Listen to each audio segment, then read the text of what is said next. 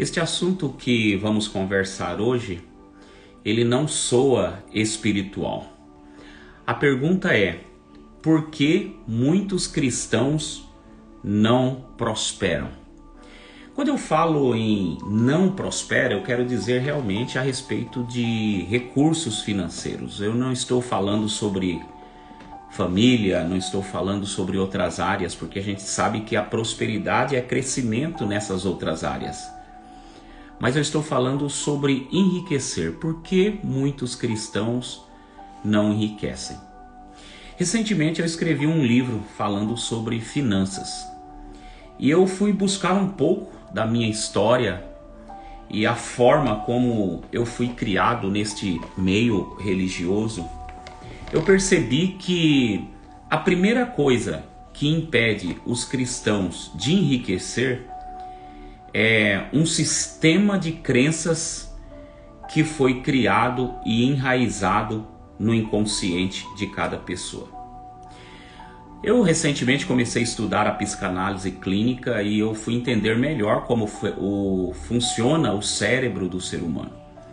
E o inconsciente é um lugar de gravação, nós sabemos disso. Quando você tem uma criança em fase de formação cerebral, nós começamos a plantar ali no inconsciente daquela criança um sistema de crença que vai projetar ela para a vida inteira. Então aquilo que você ensinar para uma criança vai a conduzir para a vida inteira. E por toda a nossa vida, o nosso inconsciente, ele vai gravando verdades no nosso inconsciente. E essas verdades, elas funcionam como uma bússola que vai definindo o nosso destino.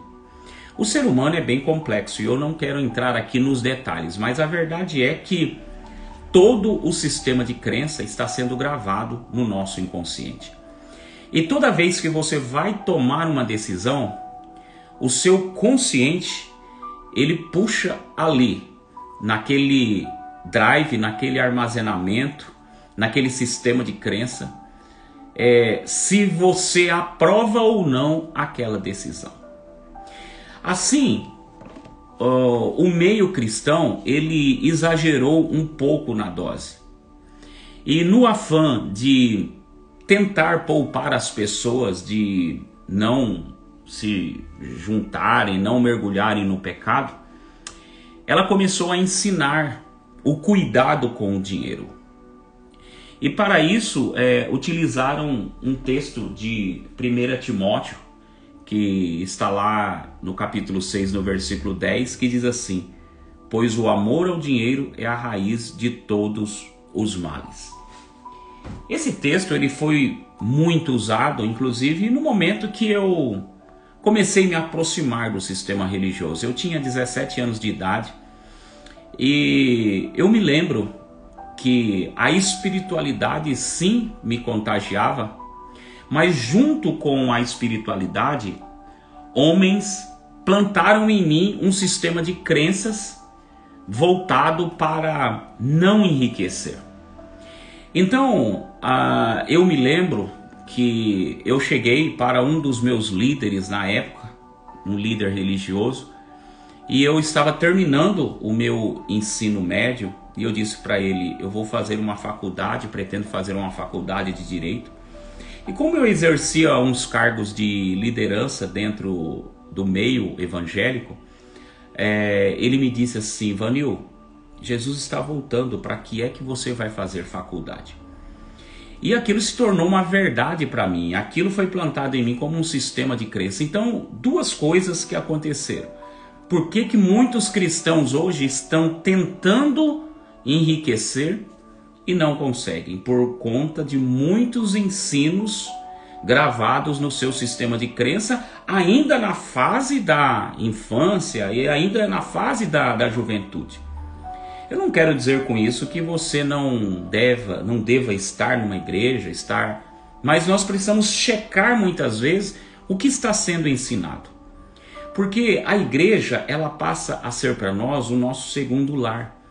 Nós acabamos saindo da nossa casa vários dias da semana e se assentando num ambiente onde líderes estão ensinando para nós a respeito de muitos assuntos, inclusive do dinheiro.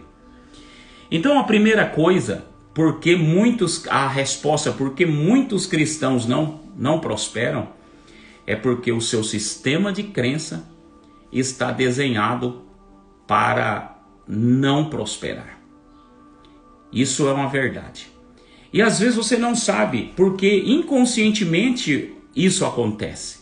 Quando você começa a projetar-se, quando você começa a empreender, quando você começa, aí de repente o seu inconsciente te bloqueia e fala: para que você quer enriquecer?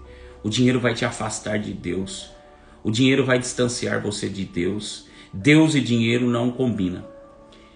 E a segunda coisa porque os cristãos não prosperam é justamente porque falar contra as coisas materiais soava muito espiritual.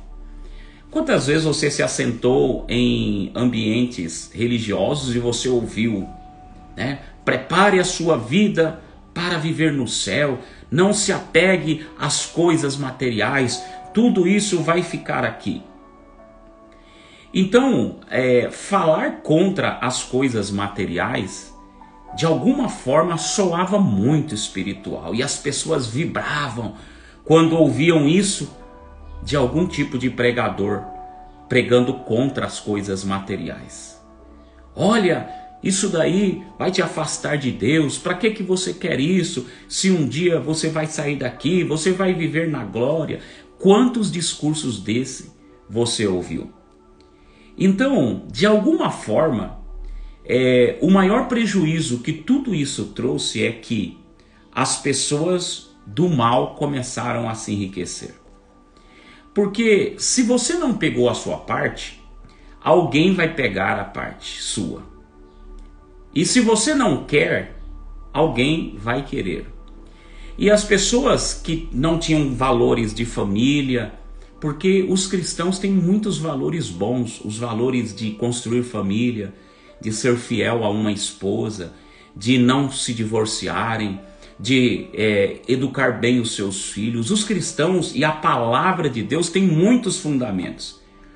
Mas imagine essa família com tantos fundamentos bons, mas vivendo na pobreza e vivendo na miséria. Então, os cristãos, eles passaram a ser um modelo de família, sim, mas um referencial distorcido de enriquecimento e de prosperidade.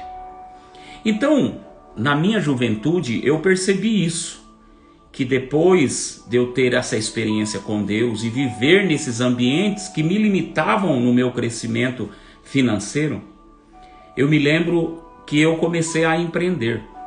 Meu primeiro empreendimento era um comércio e eu me lembro que depois de algum tempo com aquele comércio aberto, eu comecei a falir. Eu comecei a contrair dívidas ao ponto de ter que vender a minha casa própria para saldar as dívidas. Depois deste momento, eu continuei empreendendo. E se eu fosse contar toda a história da minha vida, eu empreendi por diversas vezes. Tentando abrir empresa, abrindo empresa. Nós abrimos uma segunda empresa no ramo da construção civil. E a gente estava prosperando, a gente estava crescendo. E fizemos um contrato milionário, mas o nosso sistema de crença puxava a gente para aquela pobreza. O dinheiro vai te afastar de Deus. O dinheiro, ele vai roubar você da vida eterna. Então, o sistema de crença, ele é sabotador. Saiba disso. Por isso eu vejo hoje na minha vida que eu tive que lutar para romper com o meu sistema de crenças e plantar novas crenças em mim. E o fato de eu estar ensinando isso aqui para você significa que todos os dias eu ainda venço, porque por mais de 20 anos eu estive ouvindo coisas desse tipo. Eu estive ouvindo coisas que o dinheiro iria me afastar de Deus, que o dinheiro nos roubaria a salvação, que Deus e o dinheiro não combinam. Então, como que nós vamos ver isso? As pessoas que tinham a má influência na sociedade, que não tinham valores de família, começaram a prosperar. E os cristãos ficaram sem voz. O que eu quero dizer para você nesse dia é que a miséria e a pobreza, ela era uma maldição. Lembra-se que Gênesis 3,17, quando o homem ele transgrediu, o próprio Deus ele chegou para o homem e disse assim: viste, né, que você desobedeceu, maldita é a terra. Isso está no livro de Gênesis, no capítulo 3, no versículo 17, que diz assim: maldita é a terra por tua causa, espinhos e abrolhos lhe crescerão na terra. Quando Deus fala sobre espinhos e abrolhos, fala que o homem agora teria que lavrar a terra. A maldição da pobreza, a pobreza e a miséria é uma maldição que foi lançada sobre a terra. Agora a minha pergunta para você é: você crê em Jesus? Vanil, eu creio em Jesus. Você crê que a morte de Jesus ela é suficiente para te dar a vida eterna, para te redimir, para fazer grandes coisas na sua vida? Vanil, eu creio. E você crê também que a morte de Jesus, o sacrifício de Jesus, ele foi suficiente para quebrar a maldição da pobreza e da miséria? Sim. Olha só que paralelo interessante. Deus, quando amaldiçoou o homem, disse para ele: espinhos e abrolhos lhe crescerão na terra. Essa era a maldição da pobreza. E agora, quando Jesus ele vem para a cruz, ele recebe uma coroa de espinhos como um sinal de que toda a maldição de pobreza e de miséria estava sendo rompido na sua vida. Mas, Vanil, então como que eu concilio o dinheiro e a fé? A resposta para isso está lá em Lucas capítulo 10, versículo de número 27, que diz assim: amarás o Senhor teu Deus de todo o teu coração, de toda a tua alma e de todo o teu entendimento.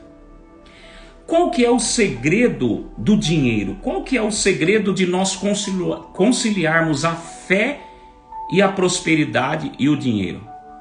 É a prioridade. A prioridade deve ser sempre o Senhor. Amarás o Senhor teu Deus acima de todas as coisas. Lembra-se que Jesus, ele disse assim: onde estiver o teu tesouro, aí estará também o teu coração. Quando o teu tesouro é o Senhor, o seu Deus, então ali vai estar o seu coração em primeiro lugar. Mas isso não quer dizer que o dinheiro ele não é importante.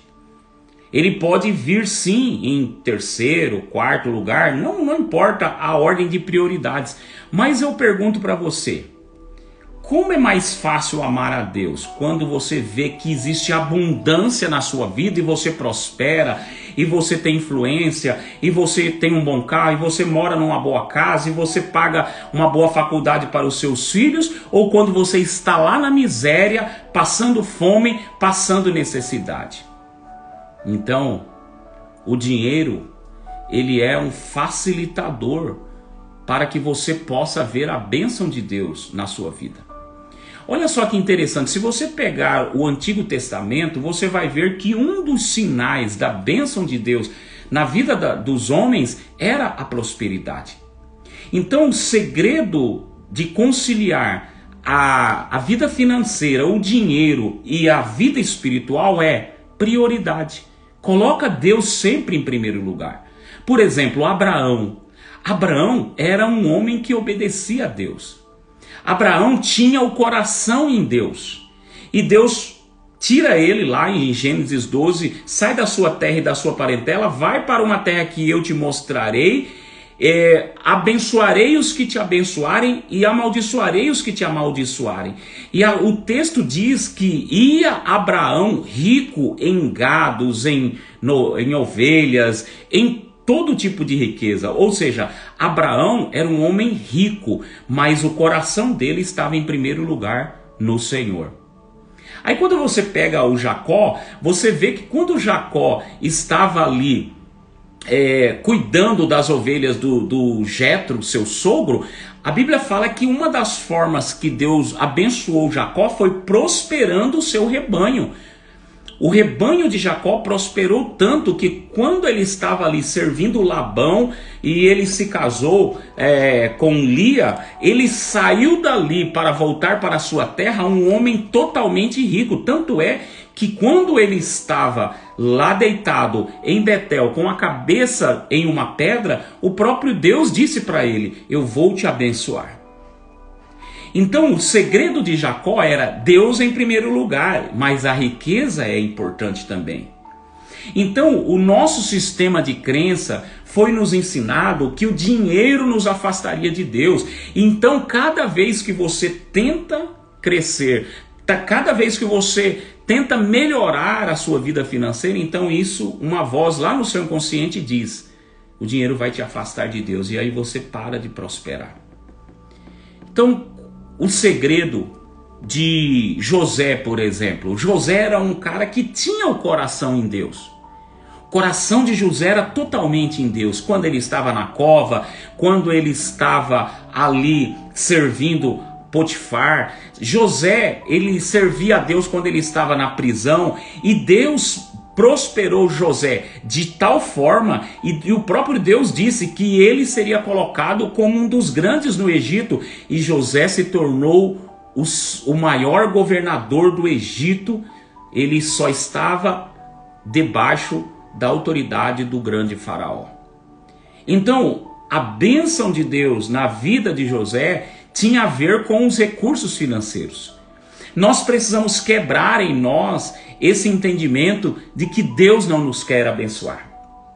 Porque, olha só, eu preciso que você leia o Salmo 115 para entender que a prosperidade, ela não é algo que vai vir lá dos céus. A prosperidade, ela está ligada a uma prática de princípios. O Salmo 115, no verso 16, diz assim: os mais altos céus são os céus do Senhor, mas a terra ele confiou aos filhos dos homens. O que isso quer dizer? Quer dizer que a terra foi dada aos homens. Você vai chegar um dia nos céus e vai dizer: Senhor, eu estive lá na terra, vivi de forma tão sofrida, não tive recursos financeiros. O Senhor vai dizer: eu dei a terra para você. Então, os céus são os céus do Senhor, mas a terra deu aos filhos dos homens. Deus deu aos filhos, deu a você. Mas se você não prospera, se você não avança, se você não busca aquilo que lhe pertence, sabe o que vai acontecer? Os ímpios, aqueles que não carregam princípios, vão governar. E olha, essa questão de que a prática de princípios é que nos faz prosperar, serve para todos. Não é só para pessoas, entre aspas, espirituais. Por exemplo, quando um empresário ele abre uma empresa e ele tem ali 100 funcionários, ele está cumprindo um dos princípios, que é o princípio de abençoar pessoas.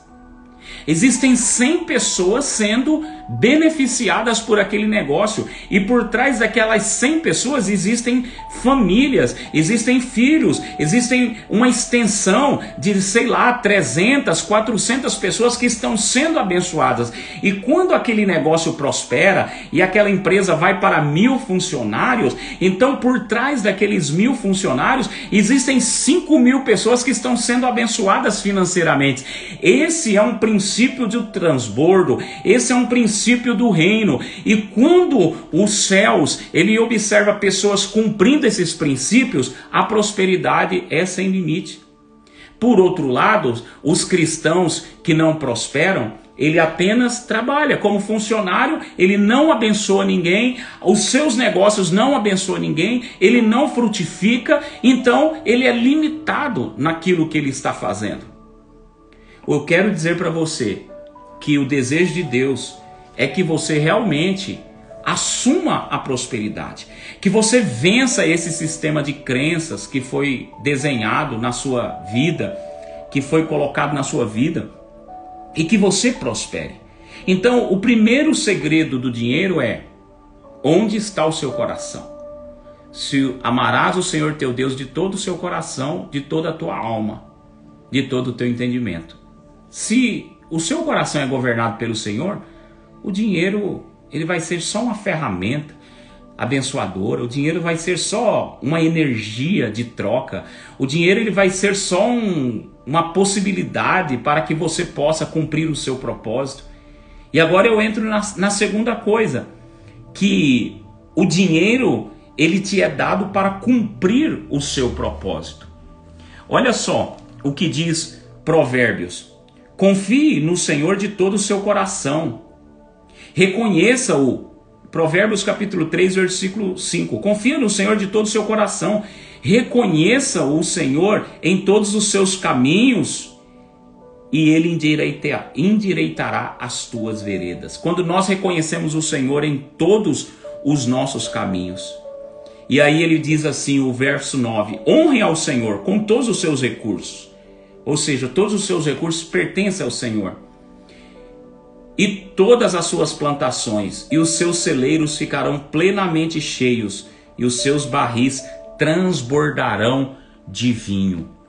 Aqui está uma prosperidade para o povo judeu que era tida em forma de colheita. Porém, a prosperidade de hoje, quando nós honramos ao Senhor e nós entendemos que o nosso dinheiro é para cumprir um propósito maior, aí as coisas começam a tomar um curso correto da nossa vida.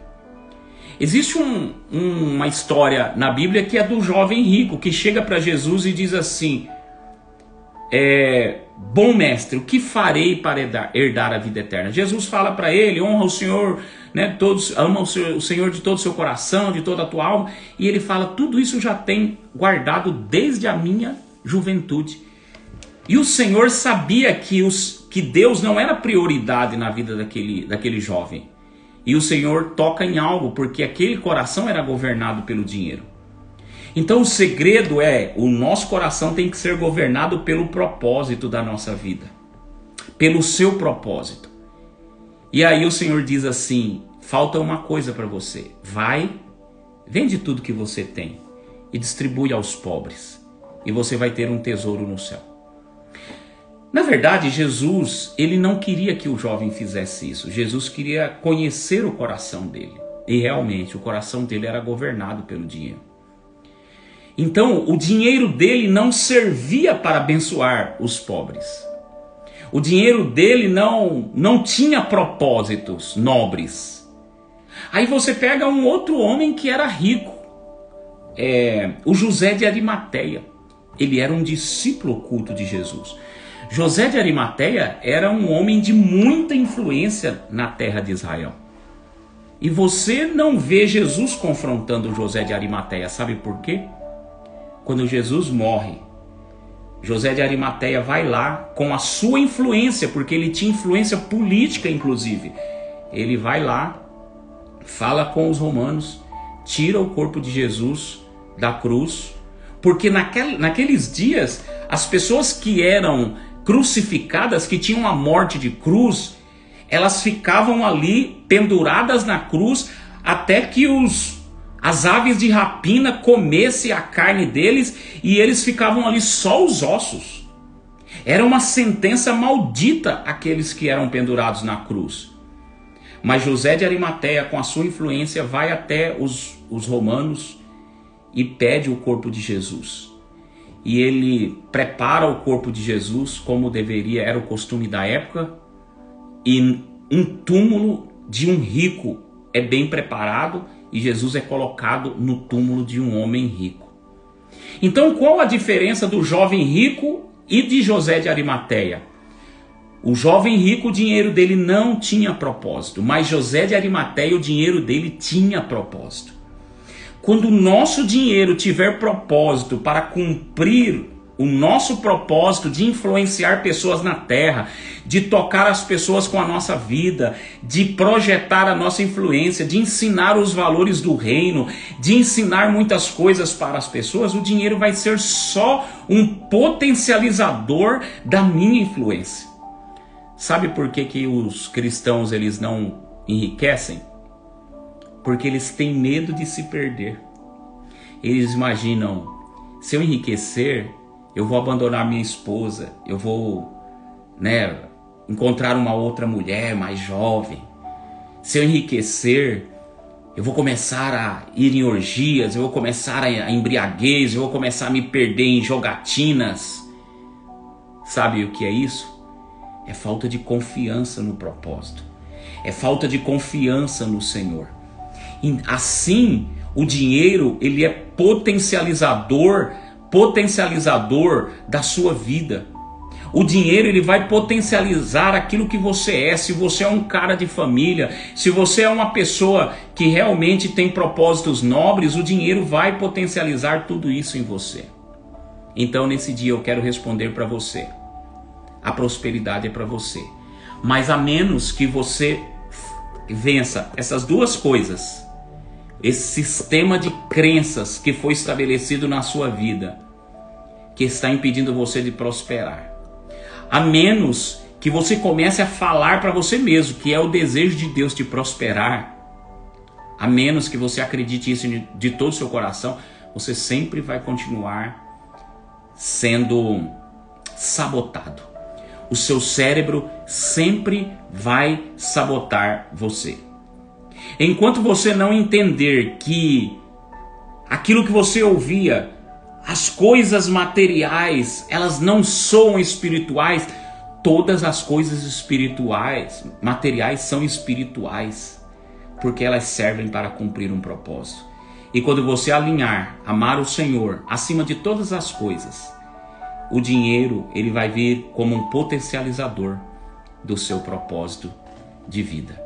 Deus abençoe você nesse dia, que essa reflexão possa te ajudar de alguma forma a prosperar. Nessa minha busca, eu escrevi este livro chamado 77 Códigos dos Milionários Loucos. Quando eu escrevi este livro, na verdade era uma busca pessoal minha, que eu estava para descobrir os códigos. Inclusive este livro está disponível para você adquirir ele, na Amazon, na Shopee, e eles são códigos poderosos. E se alguma pessoa pensa que este livro aqui fala só sobre dinheiro, está tremendamente enganado. E olha só, que interessante. O código número 1, ele já começa falando sobre a identidade. A menos que você resolva a questão relacionada à sua identidade, jamais você vai conseguir se projetar financeiramente. Olha só, descobrem rápido a sua identidade. É o código número 1. Então, não é um livro sobre finanças, é um livro sobre princípios. Deus abençoe a sua vida. Um beijo no coração. Vou deixar essa live também no YouTube e compartilha, no canal. Deixa um comentário aí dessa live. O que mais ajudou você? Por que os cristãos não enriquecem? Você concorda com o que eu falei aqui? Deixa aí um comentário e eu quero conversar com você. Beijão.